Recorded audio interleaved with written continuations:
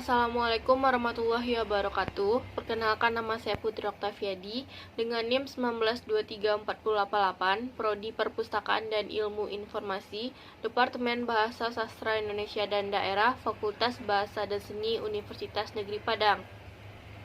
Baiklah, pada video kali ini saya akan mempresentasikan materi pertemuan 13 dari mata kuliah Bisnis Informasi mengenai kerangka rencana bisnis informasi.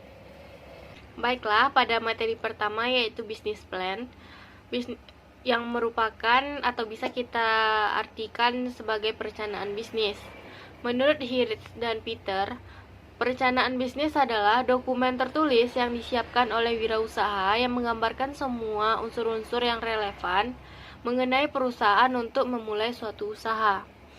Isinya bisa berupa perencanaan terpadu menyangkut pemasaran, permodalan, manufaktur, dan sumber daya manusia. Perencanaan bisnis atau yang lebih kita kenal dengan business plan ini menyangkut semua aspek produksi mulai dari permodalan sampai pemasaran, sehingga usaha yang dijalankan pada sebuah perusahaan atau organisasi sudah jelas arahnya mau kemana. Baiklah, materi yang kedua yaitu kenapa harus ada perencanaan bisnis. Ada beberapa hal yang membuat perlu adanya perencanaan bisnis. Yang pertama, protective benefit yang dihasilkan dari pengurangan kemungkinan terjadinya kesalahan dalam pembuatan keputusan yang ada di sebuah perusahaan. Yang kedua yaitu positive benefit dalam bentuk meningkatkan suksesnya pencapaian tujuan suatu usaha yang ada di perusahaan dalam memasarkan barang atau jasa yang mereka berikan. Yang ketiga, menata aliansi strategis. Yang keempat, mendapatkan kontrak besar yang mana itu akan menguntungkan sebuah perusahaan. Selanjutnya, manfaat dari perencanaan bisnis ini yaitu dapat menarik karyawan kunci. Yang selanjutnya, menyelesaikan merger dan akuisisi. Yang terakhir yaitu memotivasi dan memfokuskan tim manajemen terhadap barang atau jasa yang mau dikeluarkan oleh perusahaan tersebut.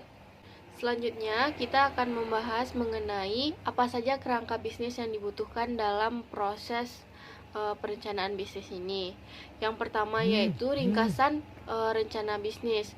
Hal ini bertujuan untuk mengetahui tujuan, rencana, biaya maupun produk yang akan dipakai oleh perusahaan, maupun rancangan suatu produk atau barang jasa yang akan dipasarkan oleh sebuah perusahaan.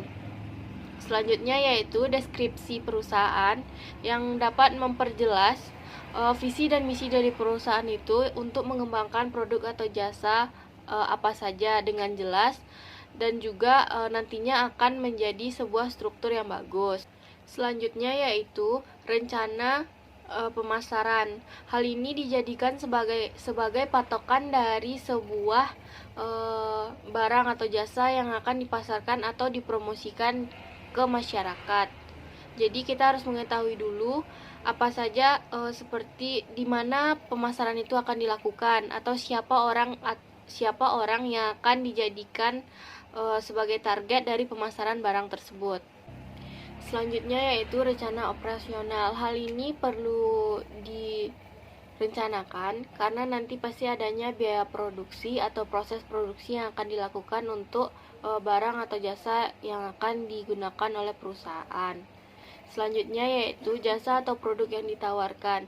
Jasa dan produk yang ditawarkan harus jelas dan sesuai dengan target butuhkan.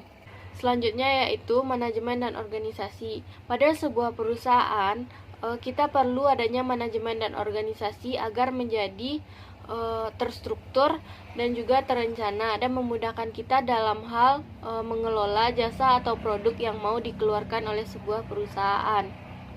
Selanjutnya yaitu rincian biaya yang dibutuhkan. Hal ini juga kita perlu rencanakan karena dapat memudahkan atau mengefisiensikan dalam hal rincian biaya maupun operasional yang akan dilakukan oleh perusahaan. Selanjutnya yaitu rencana pembiayaan. sama seperti yang di atas tadi, memudahkan kita dalam operasional, baik itu pembiayaan, proses maupun pembelian barang atau jasa sebagai bahan utama dari produk yang mau kita jual. Selanjutnya yaitu lampiran penunjang, seperti tempat perusahaan, di mana perusahaan itu berada, yang akan memudahkan nanti pembeli untuk datang atau mencari jasa atau barang yang ada di perusahaan kita.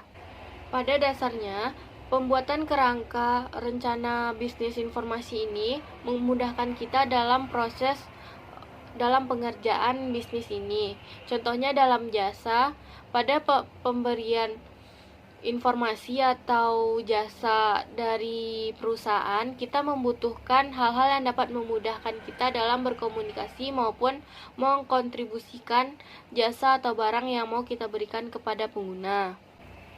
Baiklah, itu saja yang dapat saya sampaikan materi dari pertemuan ke-13. Jika ada kekurangan, saya mohon maaf. Sekian, terima kasih. Assalamualaikum warahmatullahi wabarakatuh.